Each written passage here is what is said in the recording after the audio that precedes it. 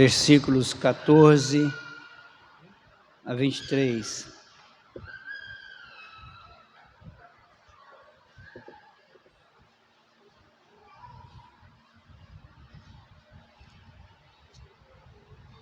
Marcos 13, abra sua Bíblia, mantenha ela aberta, e para que nós possamos acompanhar a explanação do texto.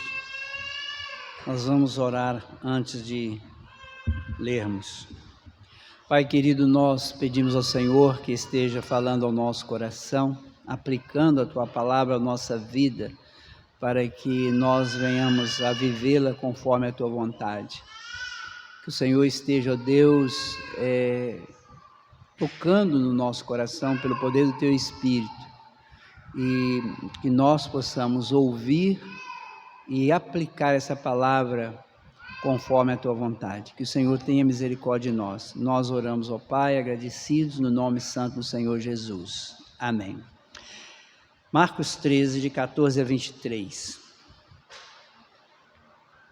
Quando, pois, virdes o abominável da desolação situado aonde não deve estar, quem lhe entenda, então os que estiverem na Judéia fujam para os montes, quem estiver em cima, no eirado, não desça, nem entre para tirar da sua casa alguma coisa.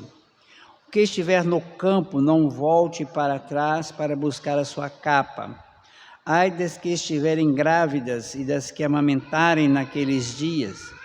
Orai para que isso não suceda no inverno, porque aqueles dias serão de tamanha tribulação, como nunca houve desde o princípio do mundo que Deus criou até agora, e nunca jamais haverá. Não tivesse o Senhor abreviado aqueles dias, e ninguém se salvaria. Mas por causa dos eleitos que Ele escolheu, abreviou tais dias. Então, se alguém vos disser, eis aqui o Cristo, ou ele ali, não acrediteis, pois surgirão falsos cristos e falsos profetas, operando sinais e prodígios para enganar, se possível, os próprios eleitos. Estai vós de sobreaviso, tudo vos tenho predito. Meus irmãos, eu vi li uma determinada feita, não sei onde, mas sobre como que nós devemos reparar nas revelações que nós encontramos nas Escrituras, profecias, e quem disse o seguinte, é como se você olhasse para o horizonte, você olha para o horizonte e vê uma série de montanhas. Como você olha de longe, a impressão que você tem é que um monte atrás do outro, eles estão próximos do outro, estão quase que encostados um no outro. E quando você vai chegar perto desses montes, você vai perceber que há uma distância longa entre um e o outro. Quando você olha para frente, os montes parecem que estão próximos. Quando você chega, há uma distância entre eles. E o autor que cita isso, ele diz que é assim a profecia. Quando você vê uma profecia bíblica que está falando do futuro, você tem que discernir isso, essa distância entre uma coisa e outra. Nós estamos aqui nesse texto, ainda na terça-feira, antes da morte de Jesus. Jesus entrou na cidade, em Jerusalém, no domingo, o domingo que eles chamam de domingo de Ramos. Ele é recebido com honras de rei. Na segunda-feira, ele tem aqueles confrontos que nós vimos. Na terça, ele passa o dia tendo problemas com os judeus, com os escribas, e à noite ele vai para o Monte das Oliveiras. Isso é na terça-feira. Nós ainda estamos na terça-feira. E nessa ida para o Monte das Oliveiras, os apóstolos olham o templo e falam: olha que maravilha de construção. Aí ele diz: não ficará pedra sobre pedra. Imediatamente após ele falar isso, eles perguntam: quando isso vai acontecer? E ele fala sobre isso e ele vai discorrer imediatamente. Ele fala dos princípios das dores e depois ele vai discorrer sobre a grande tribulação que haveria de acontecer. Meus irmãos, nós estamos diante de um texto que é como aquele monte que você vê um primeiro monte e vê um outro depois. Jesus está abordando dois assuntos dentro do texto. Eu quero que vocês prestem bem atenção no que nós vamos encontrar aqui, porque há uma dificuldade nesse texto, exatamente na separação de uma coisa e outra. O que vocês já devem ter ouvido de bobagem nesse texto, não está escrito, porque muita gente interpreta esse texto de forma errada, fazendo tudo como se fosse tudo num lugar só, e não é. Nós temos aqui uma separação que nós vamos tratar aqui. Vamos para o texto. Ele começa no versículo 14, 15 e 16, quando ele vai fazer uma referência à profecia de Daniel. Olha que ele começa o texto dizendo: quando, pois, virdes o abominável da desolação, situado onde não deve estar, quem lê, entenda. Quem falou desse tal abominável da desolação, que estaria num lugar onde não deveria estar, foi Daniel, quando ele diz isso lá no seu livro, na sua profecia. E aí ele continua: os que estiverem na Judéia, fujam para o monte; quem estiver em cima do eirado, não desça, nem entre para tirar da casa alguma coisa; os que estiver no campo, não volte atrás, mas para buscar a sua capa. Note o seguinte, que ele está se referindo a um ato que aconteceria na Judéia. Ele é claro em dizer: quem estiver na Judéia, não fujam, na Judéia fujam, não volte na cidade, vá embora. Meus irmãos, Jesus está tratando aqui, essa primeira parte, foi um acontecimento que aconteceu 168 anos antes de Cristo, quando o abominável da desolação, quando Antíoco Epifânios, que colocou um altar no Santo dos Santos, ele sacrificou um porco dentro do templo. O abominável da desolação, que Daniel estava dizendo lá no livro de Daniel, se referia exatamente a Antíoco, que entrou e sacrificou um porco dentro do templo, 168 anos antes de Cristo. Quando Jesus diz assim: quando acontecer essa desolação, essa grande tribulação, não venha. Jesus está se referindo a 70 anos depois de Cristo, quando Jerusalém é invadido. Na verdade, meus irmãos, nós precisamos de entender essa questão histórica, porque Jerusalém foi sitiada. E o que Jesus está dizendo aqui é: quem estiver fora da cidade, fuja, não entra na cidade.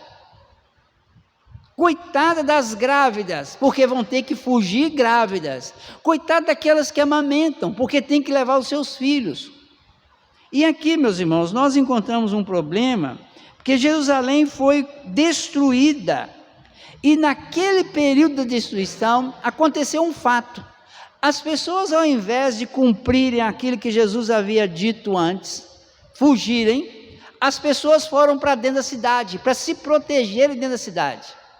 A cidade foi sitiada, não conseguiram invadir a cidade, e eles mataram o povo dentro da cidade de fome. Segundo os historiadores da época, deve ter morrido cerca de 1 milhão de judeus. Alguns falam em 1.100.000 judeus que morreram de fome.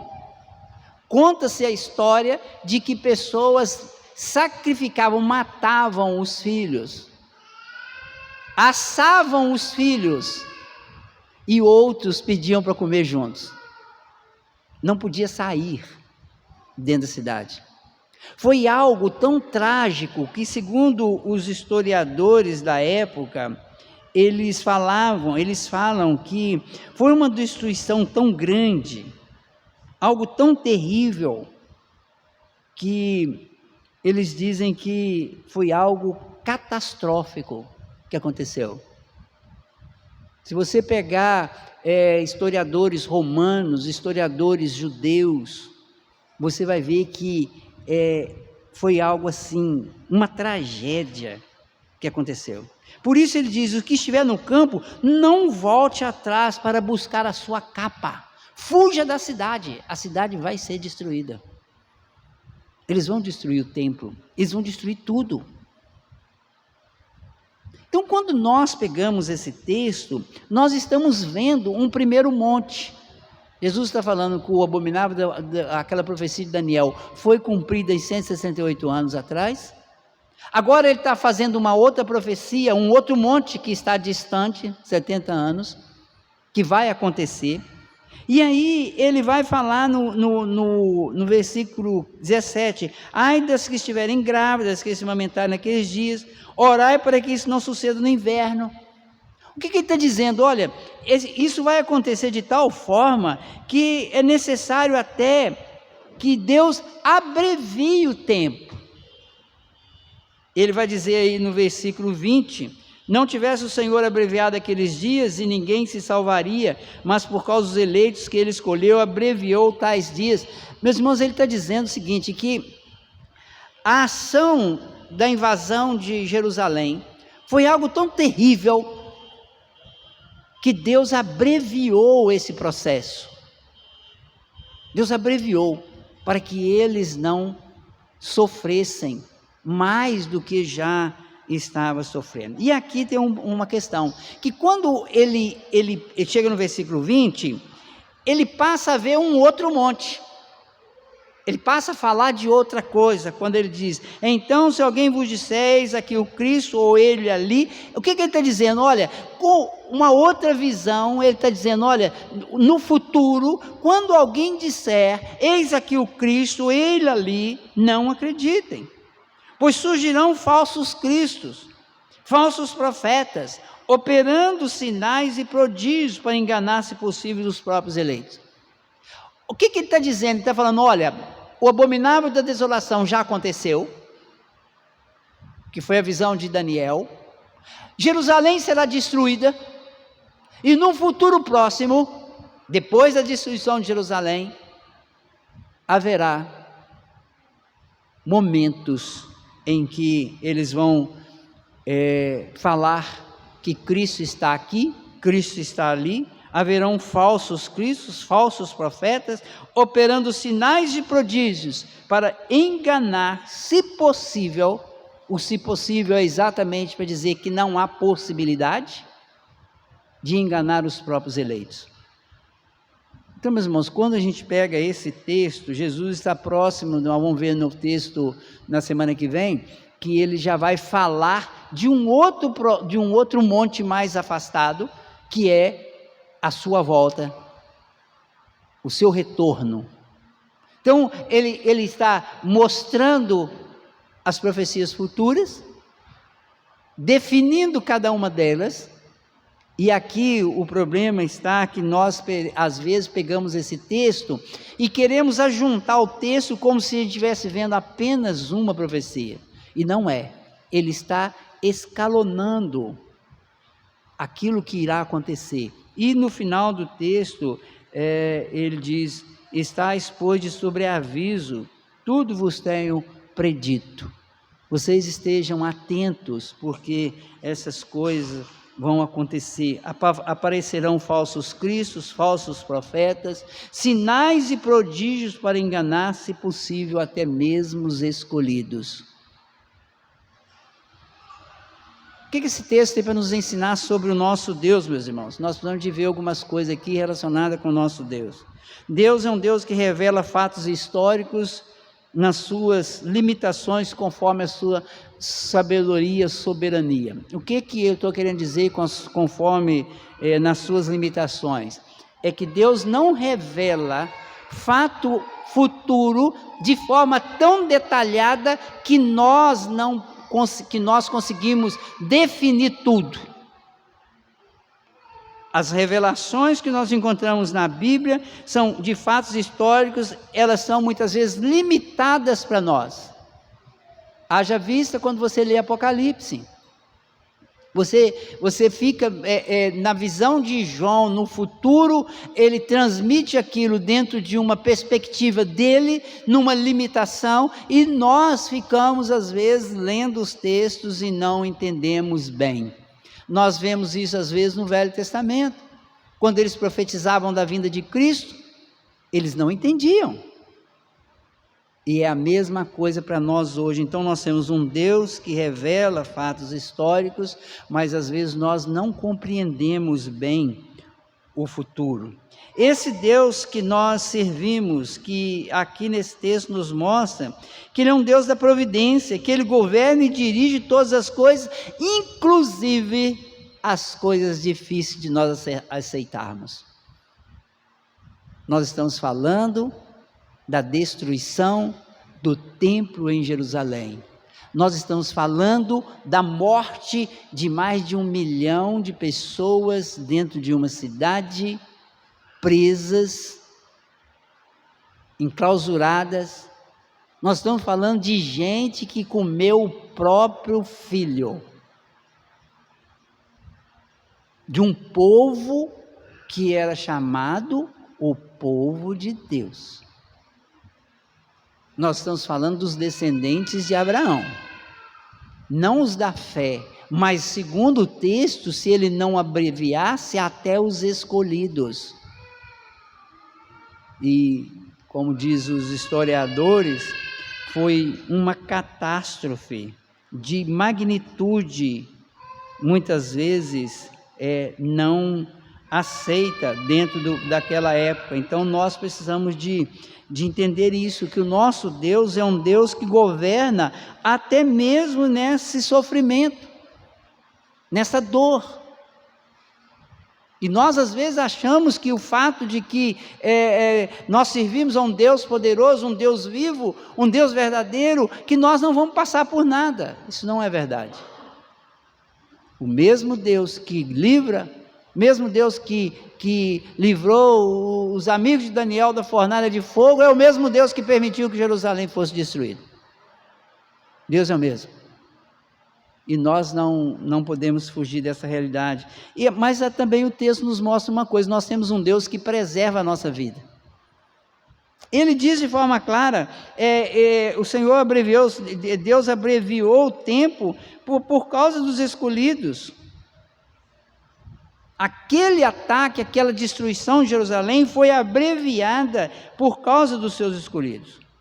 Então nós temos um Deus que Ele protege, Ele guarda o seu povo, Ele sustenta o seu povo. E aí nós vamos encontrar,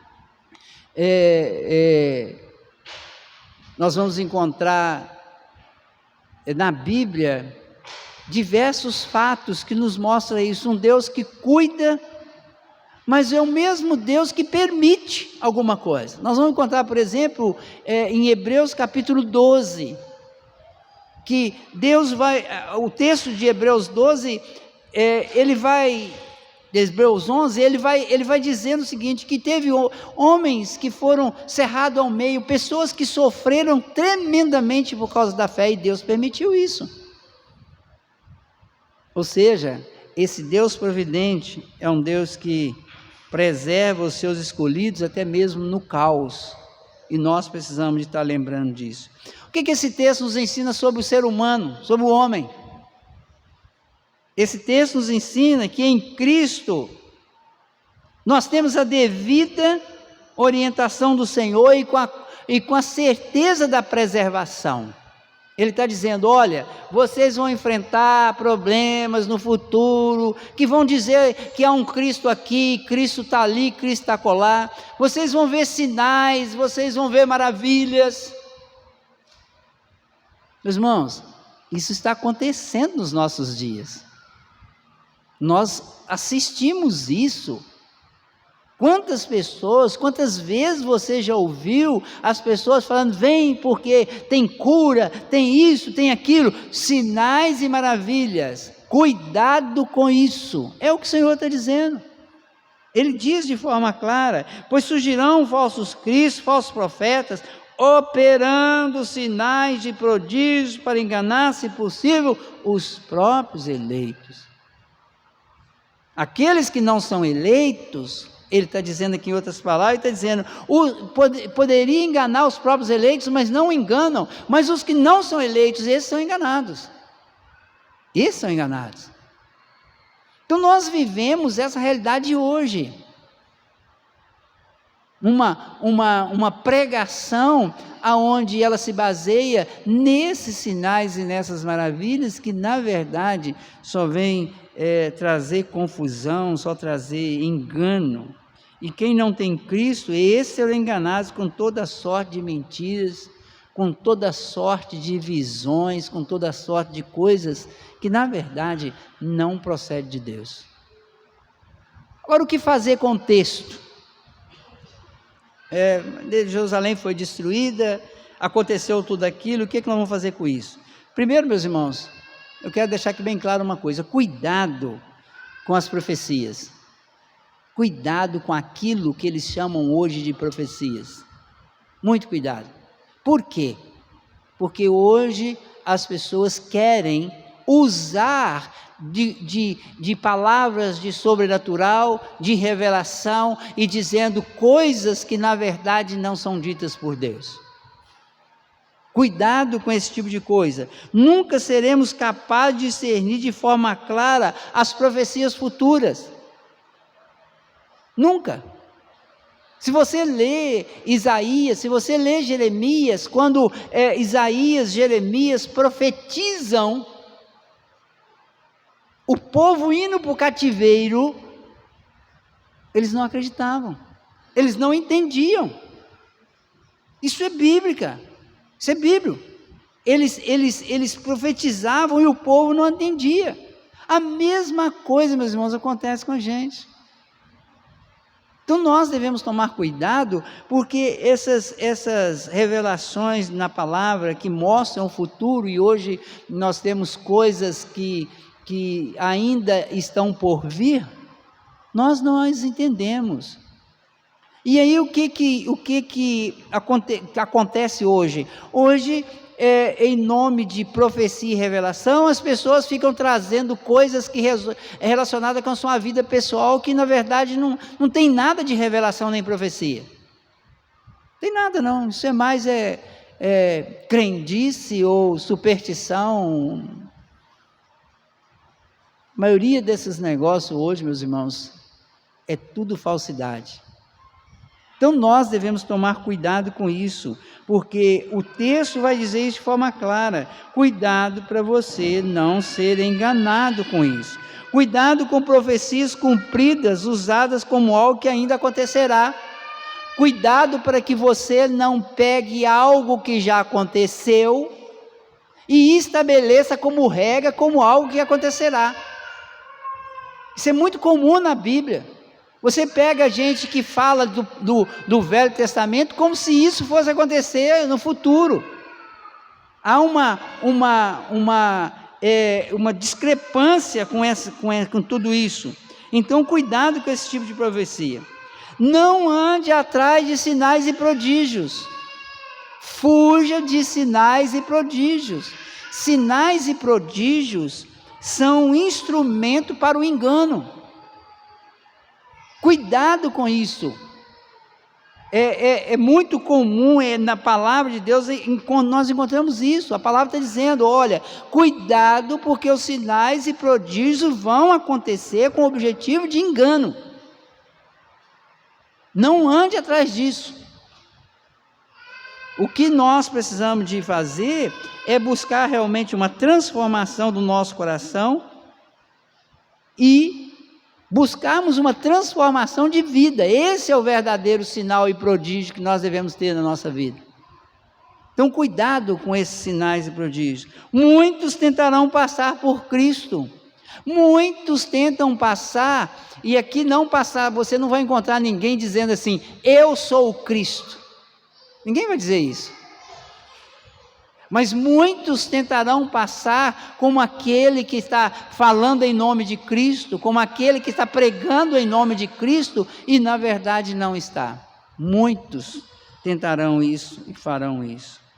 Cuide do conhecimento da palavra, demonstrando a transformação de vida. Este sim é um sinal do novo nascimento. Cuide do conhecimento que você tem que ter das Escrituras. Cuide de você estar realmente pegando a palavra de Deus e aplicando ela na sua vida. Porque se você não fizer isso, você vai passar realmente por um processo de engano, de ser enganado, porque na verdade o que nós precisamos é de transformação de vida. Isso sim é um sinal de novo nascimento. Isso sim é um sinal de que você é convertido. Então esse texto, ele nos traz uma preocupação. A preocupação é que nós pegamos profecias que já se cumpriram, imaginamos que ela será no futuro, coisas que são do futuro, e nós muitas vezes não entendemos porque elas estão na palavra, fazemos uma grande confusão, e passamos a aceitar tudo que vem pela frente, e aí nós precisamos de tomar cuidado. Eu quero concluir, meus irmãos, é que nós já vivemos nós já estamos vivendo os dias da grande tribulação. Nós já estamos vivendo a tribulação. Nós já estamos vivendo momentos de ansiedade, de luta, de sofrimento. Perseguição que muitas vezes não é a perseguição física, mas é a perseguição intelectual, é a perseguição que vem em cima com muitos erros, liberalismo e outras coisas mais que tem atacado a igreja, o secularismo que está entrando dentro da igreja, o mundanismo que entra dentro da igreja. Nós estamos já vivendo isso, e a cada dia que passa, a nossa luta será maior. Parte dessa profecia já se cumpriu e parte ainda se cumprirá. Mas você tem que saber de uma coisa: o Senhor guarda a sua vida. Não importa o que acontecerá no futuro, o Senhor guarda a sua igreja. Nós temos que ter isso no nosso coração. O Senhor guarda a sua igreja. Os seus escolhidos, esse de forma nenhuma, ninguém arrancará das mãos do Senhor. Ninguém arrancará, porque aqueles que o Pai me deu, de maneira alguma serão lançados fora. Então nós devemos ver essas profecias não com medo ou com insegurança, mas nós devemos vê-la sabendo que o Senhor zela pela nossa vida, que o Senhor zela por nós, o Senhor zela por todos nós, e que o Senhor esteja dirigindo as nossas vidas, que o Senhor esteja realmente agindo no nosso coração, para que nós possamos estar cada dia mais seguros de que nada pode nos tirar das mãos do Senhor. Não importa o que vai acontecer, não importa se nós vamos ter problemas maiores, catástrofes, terremotos e outras coisas mais. Meus irmãos, a igreja do Senhor, essa será preservada até a volta do Senhor Jesus. Não importa, nós temos que ter essa confiança. porque vai acontecer isso, acontecer aquilo. Não importa o que vai acontecer com este mundo, o que importa é que o nosso Senhor voltará para nos levar para estar com Ele. É isso que interessa. É isso que interessa. Porque tem dor, tem fome, tem crise, tem guerra, Meus irmãos, venha o que vier. A única coisa que pode acontecer é você morrer. E se você morrer, amanhã você não pega mais. Hoje mesmo estarás com o Senhor no paraíso. Então nada pode nos tirar da mão do nosso Deus. Nada. Porque aconteceu isso em Jerusalém. Aconteceu. Segundo Joséfo, foi algo assim, estarrecedor o que aconteceu. Nunca se ouviu falar. A gente fala muito do problema dos judeus lá com relação à Segunda Guerra, mas aqui diz que foi algo horrível. Não temos palavras para dizer o que aconteceu, mas uma coisa é certa: os do Senhor mantiveram firme com o Senhor. Os do Senhor nunca serão arrebatados da mão do nosso Deus. Que o Senhor nos ajude. Eu quero que você feche seus olhos, curva sua cabeça, ore ao Senhor. Eu quero que você faça uma pergunta a você mesmo: como é que você lida com essas questões que envolvem o futuro? Qual é a sua segurança? Qual é realmente a sua preocupação? Você confia realmente que o Senhor te guarda, que o Senhor dirige a sua vida? Ore, feche seus olhos, ore durante alguns instantes, depois nós vamos cantar o hino de número 292. É esse mesmo? Vamos cantar um cântico, mas ore antes de nós cantarmos.